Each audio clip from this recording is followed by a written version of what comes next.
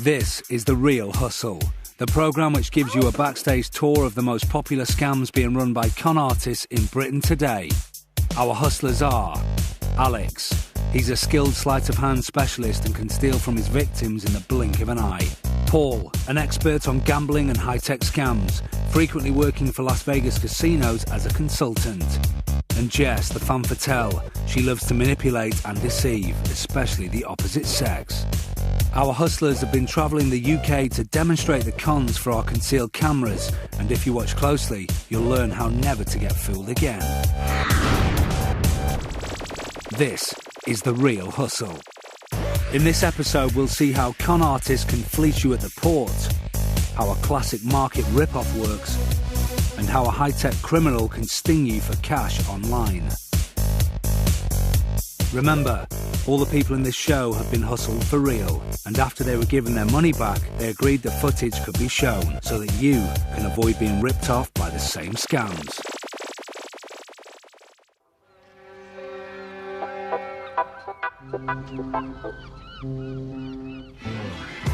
Today, the hustlers are down at the White Cliffs of Dover to show our secret cameras a very devious scam. Jess, Paul and Alex are undertaking a high-risk, high-reward hustle, and their targets are booze cruisers who come off the ferry from France. This is the Customs Sea scam. Uniform in this situation is a very powerful tool. The reason for that is if you do stick a customs uniform on and speak with any sense of authority, people are very unlikely to question you. People are very unlikely to start asking for ID and how do I know what you're telling me is true. All that just goes out the window. They just do what they're told. And that's why the penalty for impersonating a customs officer is so high. It's up to a year imprisonment, so you shouldn't have been naughty boys.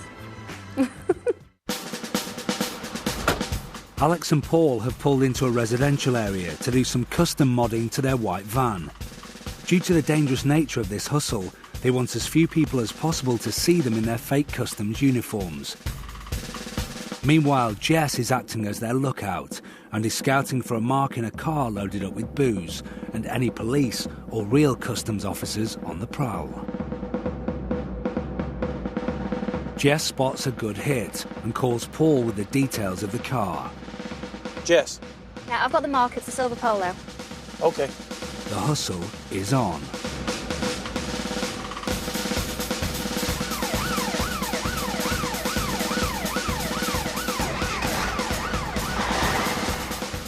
They find the target and trail it for a while, making sure they find a quiet spot away from the port and its authorities before pulling them over. The car they've picked out has a visible load of booze in the back. But as Alex and Paul drive past, they get a pleasant surprise. The car contains 4 nervous-looking lads, top of the hit list of customs suspects.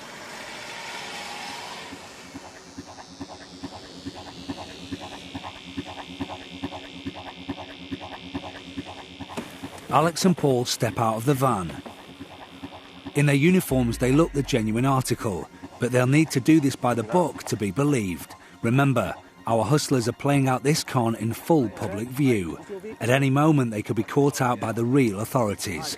The clock is on. Okay.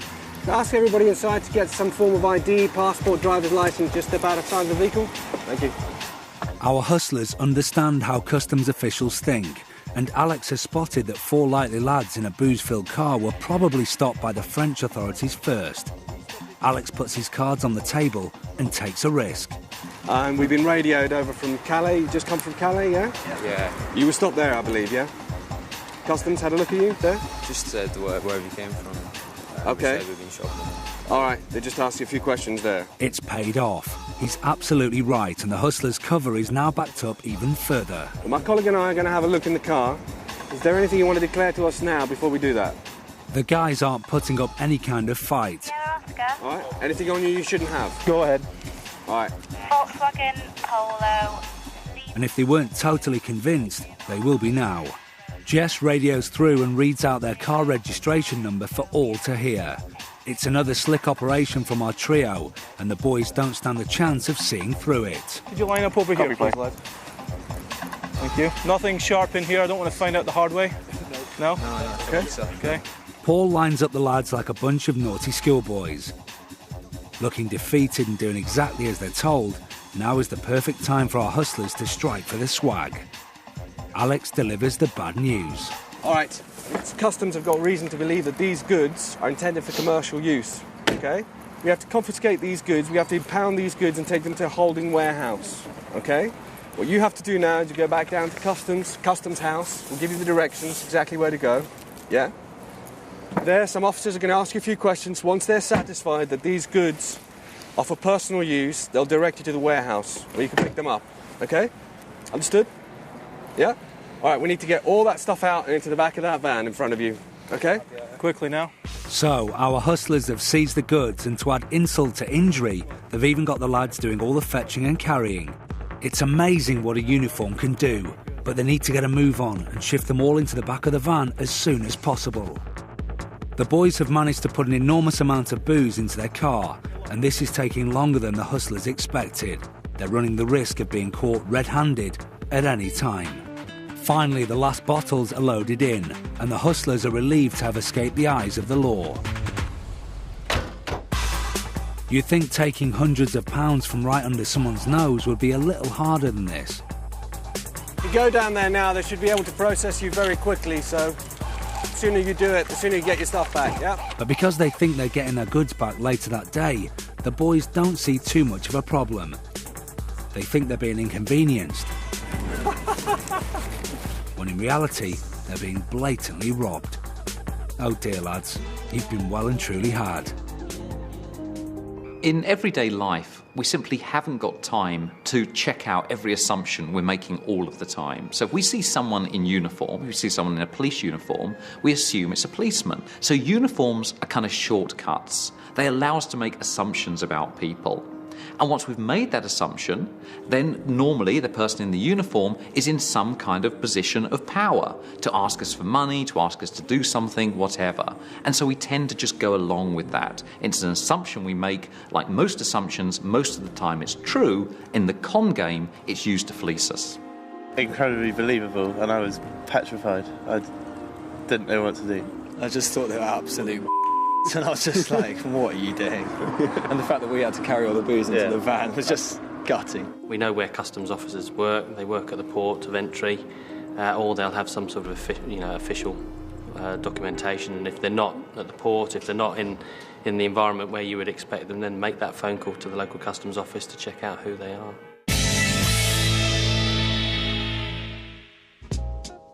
Our hustlers have come to a pool hall for a few games, but there's no time out from scamming. They're here to hustle some quick cash out of the local punters with a pool proposition bet. A proposition bet, everybody knows a proposition bet. It's basically, I can bet you I can do something. Will you bet against me that I can or cannot do this? I think the best kind are the ones where there's a secret at work that the victim isn't aware of. Like when you're in a pool room and you suggest that you can push a ball down so it goes further than they can.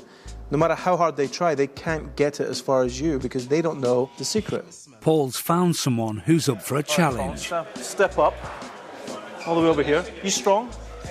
Sometimes. Test the strength. Who's stronger, you or me? All right. What do you think? Me. All right, okay. Let's prove it.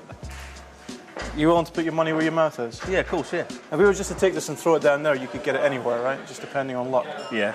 The test is how far you can get it with one finger on top. Yeah. And you've got to press it down as hard as you can. Right. And whoever gets the furthest is the strongest. Okay. That's just one finger. Let me see your finger. I don't know, look about the same to me. So what do you think? How much? I don't know, $5. Start. $5? All right, let's see the money. Let's see your money. That's fair enough. There it is. All right, put it down. How much is in there? What is that? 30 quid or something. 30 quid. Well, look, there's 30 quid. Yeah, there's 30. All right. Fair? Okay. 30 quid? Yeah. You think you're stronger? Yeah. All right. Put it up like that. Take your finger. You can go first, okay? Yeah. Press down as hard as you like. Get it as far as you can. Think I can do better.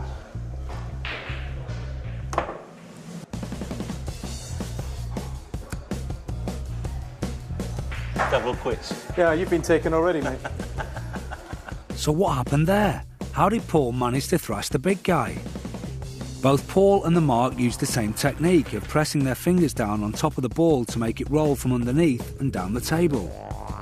When the mark pushes down on the ball, the grip between his finger and the ball causes backspin, which quickly stops it. But watch Paul. Whilst the mark is taking his shot, he slyly licks his finger. By wetting his finger, Paul's contact with the ball is all the more slippery, so there's less friction, and when his finger pushes down, the ball shoots away with no backspin. It seemed to our mark that Paul had the strength of a superhero, but actually all he had was a finger-licking good trick up his sleeve.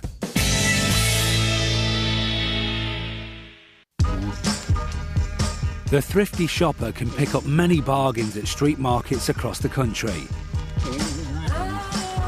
But if you happen to come across a stall of the kind Alex and Paul are running, you definitely end up with far less than you bargained for.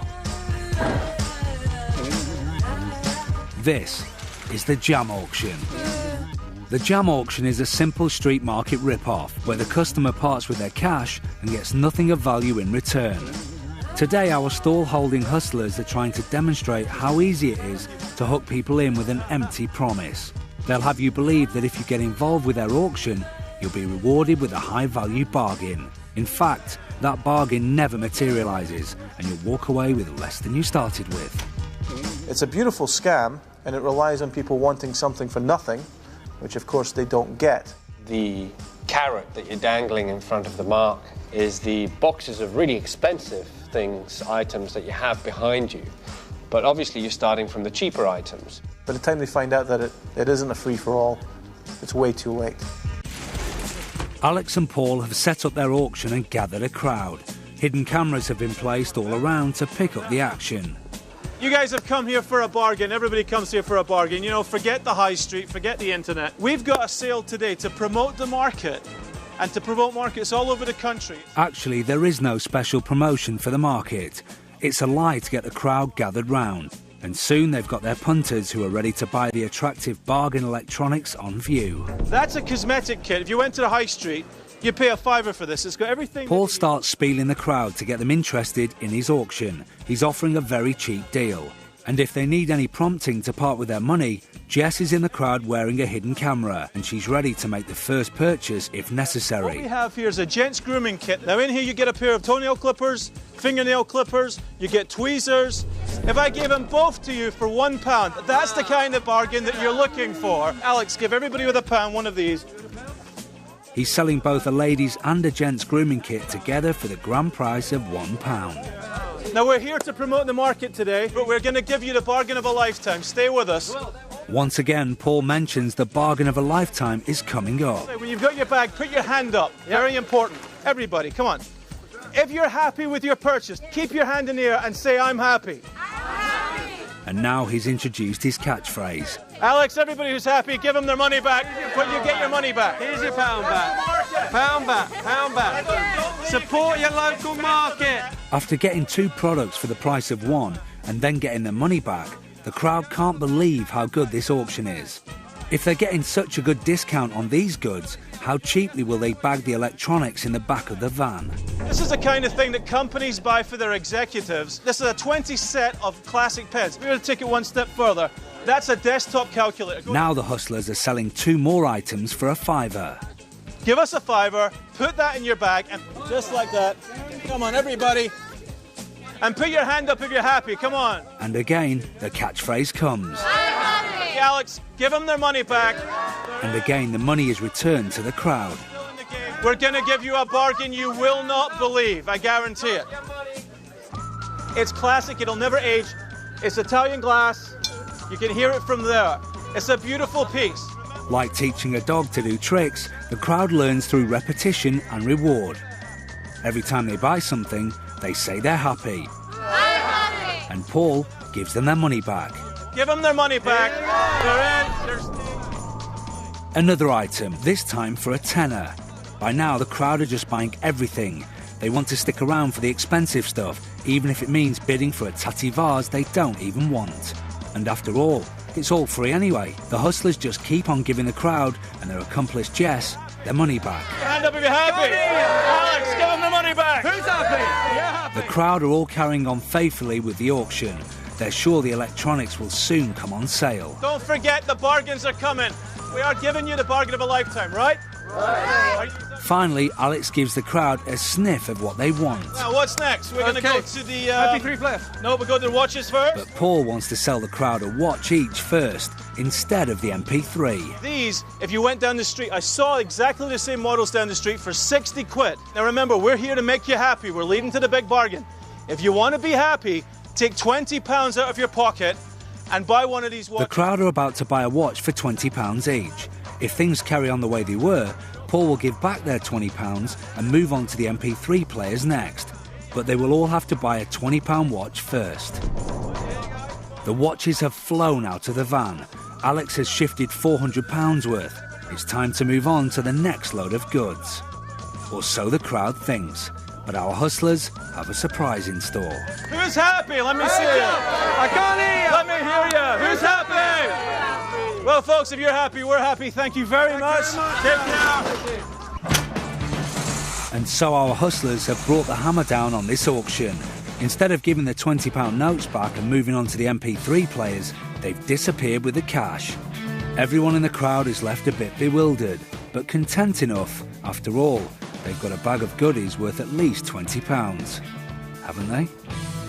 The beauty of this scam is that when the auction is over and they're left with that bag of stuff, they're really thinking that they wish the thing could have gone on so they could have got more of what they were looking for in the first place. Only until you point out to them that the true value of all the stuff that they've got in their bag is probably about £4.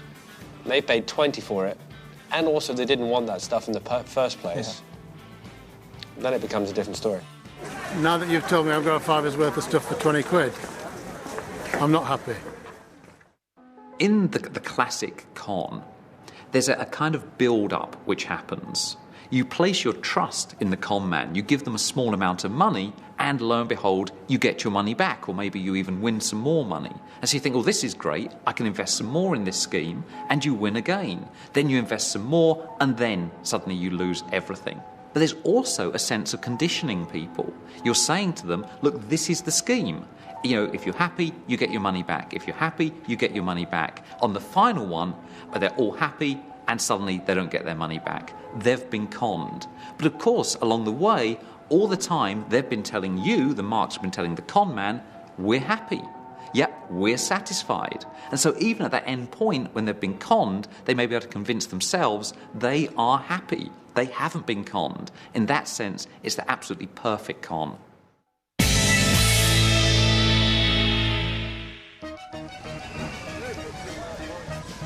How many times have you ever played the games at the fairground? And how many times have you ever seen anyone walk off with the biggest prize on the stall? If the answer is never, our real hustlers have come to the fair to show you why.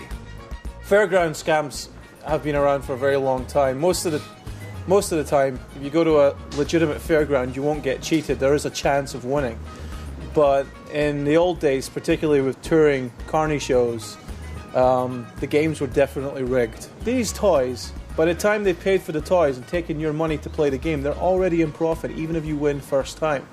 So it's a great way to make some easy money. Pop 2 balloons, win a prize! Jess has set up a fairground classic, Pop the Balloon. On her board there are loads of balloons, and for £1 the victim can have 3 darts. If they manage to pop 2 balloons with the 3 darts, they win. Easy, isn't it? Oh, close and lucky. Oh, you're really bad. Well, actually, no. Even if you do have the skills and aim to hit the balloons in the first place, which most of us don't, you'll still come a cropper with Jess's hustle. You see, Jess's darts are so blunt that even if a mark scores a direct hit, the dart just bounces right off again. And look at the balloons. They're only half inflated, making them less taut, more rubbery, and all the more difficult to pop. And for these reasons, Jess can stand back Oh, never mind. and watch the cash roll in.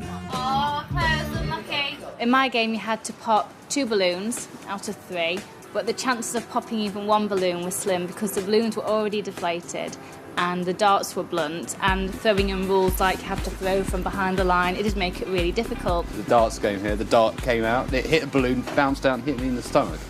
I've played games like this a few times, but only rarely, and I've never really won. They are designed to give you very little margin for error. You know, out of the 3 darts, you've got to pop 2 balloons. Well, if you miss on your first go, that means you can't miss with the other 2. That's already hard enough to do.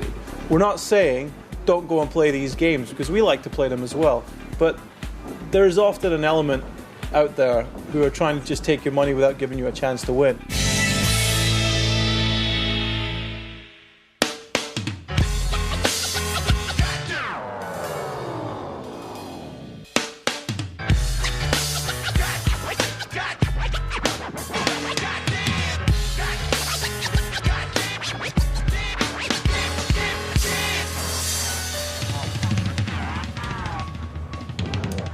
Pickpockets often hunt in packs, so whilst one thief is distracting the mark, the other's already dipping for their wallet and then passes it on to a third who gets away clean.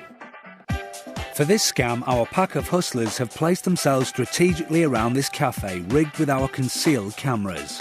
Here are Jess, Paul and Alex, all apparently unconnected and grouped around a mark. Jess starts the ball rolling with a scam we like to call... Excuse me, can you smell my bag for a minute, please? Mind my bag. Yeah, sure, no problem.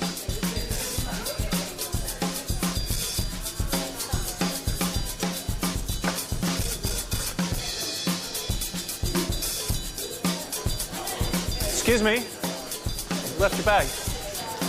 Excuse me, mate. No? That was the girl sat at the table there. Christ, I thought it was hers. I'm sorry. All right. So, in case you missed it, here's a replay. With the mark getting Jess's bag back, Alex was able to grab the mark's laptop, hide it under his coat and pass right by the mark undetected. Returning to his seat, the mark spots he's missing something. It seems like such an easy scam to become a victim of, but how can it be avoided? Well, the best way is to use the clips provided in many of the cafes and pubs for clipping your bag into. They're often provided in these places now. The other way is to obviously keep it right on top of you so that it's in your vision all times.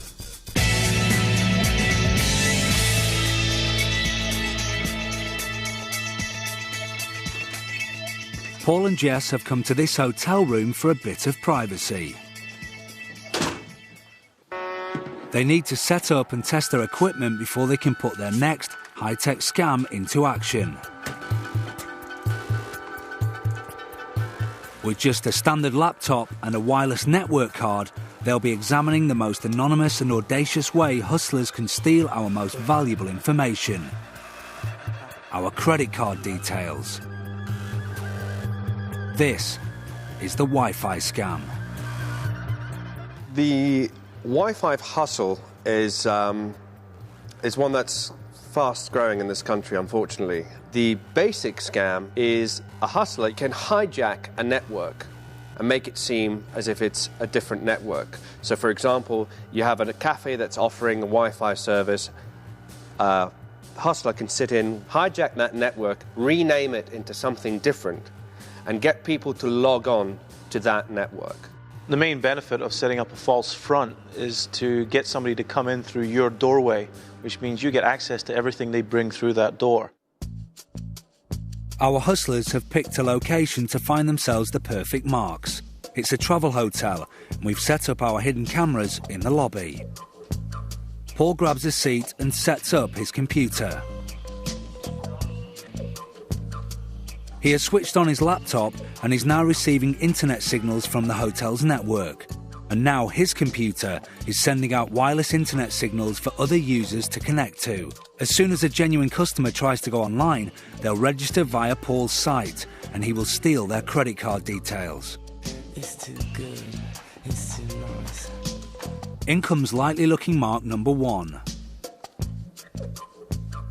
The mark logs on and starts trying to get on the internet.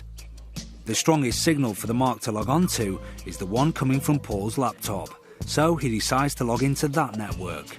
That's his mistake. He is greeted with an access page asking for his credit card details as payment. However, this page is actually a hoax and has been created by Paul to enable him to steal the credit card details which have been typed in. Now Paul has his details, he's off on a virtual shopping trip. What does he fancy buying? How about this nice pool table? At the click of a button, Paul has robbed our first mark of £2,000, and the mark's just surfing the net obliviously. Mark number 2 has now been targeted. He logs onto Paul's wireless network, and Paul can instantly read his credit card details. What luxury item can Paul get himself this time? This plasma TV looks good. In a matter of minutes, Paul has managed to spend £3,000 of our victims' money, and they are none the wiser. With the lobby filling up with more potential marks, Paul could steal, surf and spend for as long as his heart desires. It seems like such an easy scam to become a victim of, but how can it be avoided?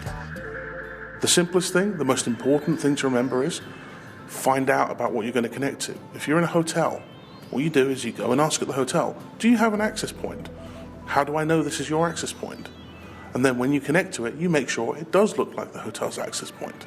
Personally, I go and find a fixed network point and plug into it. Or, if I was very, very certain that it was safe, because I'd spoken to hotel staff, then I would use it. But I would always be very careful. Vary the level of paranoia according to what you're going to do. I would never, ever send sensitive information, such as credit card transactions, over wireless. It's not safe. So, our trio have finished hustling for this week. They've pinched a bootload of booze, sold us a load of old tat at the market, and gone shopping with our credit cards on the net. Don't worry though, all the members of the public they scammed got their money back. Just remember the rule of the real hustle. If it sounds too good to be true, it probably is.